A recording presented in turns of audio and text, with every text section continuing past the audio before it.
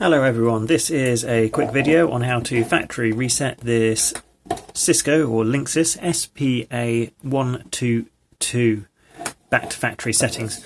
In my example here, I have it set to an IP address, a static IP address, and I've forgotten the username and password to log into the device.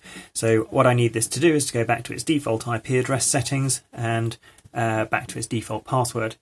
On the back of the ATA is a reset hole to the left of telephone number 1, and we will know that it's worked because instead of it sending an ARP request for a 172.23.8.241 IP address, we will see different traffic, so possibly DHCP, or it asking for a different static IP address. So what you need is a unbent paperclip or some other very thin implement.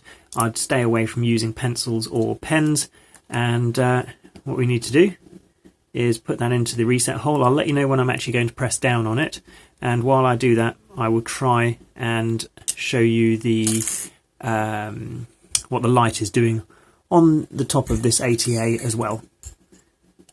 So I'm going to place that in the hole. I won't press it just yet, I'll let you know when I will, and I'll show you the lights as well. So I'm going to press it now.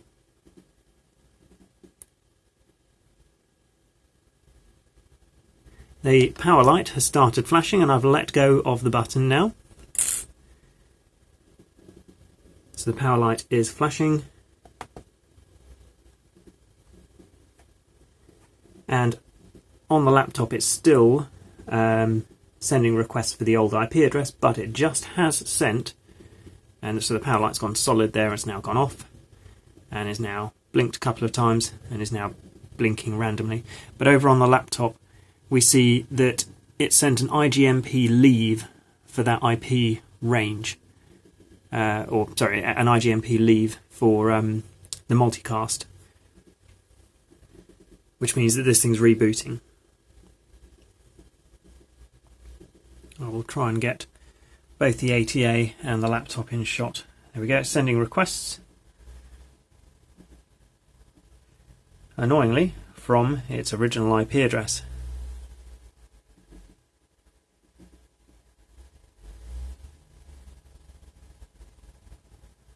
Although it has just rebooted for a second time, so it's sent another leave for the IGMP over there, and these lights all blinked, and now the power light is blinking again, so we will see whether it just reboots twice during a factory reset.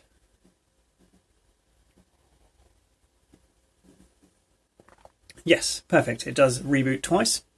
It's now doing a DHCP discover, which means if I plug that directly into my network rather than into the laptop's network socket where there's no other network, it would get an IP address. I'd be able to log in using its default username and password and reuse that ATA.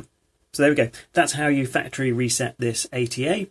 Just be aware that once it reboots, it does come up on the wrong IP address briefly. It will reboot again, and then it will be back to factory settings. Hopefully this video has been helpful to you.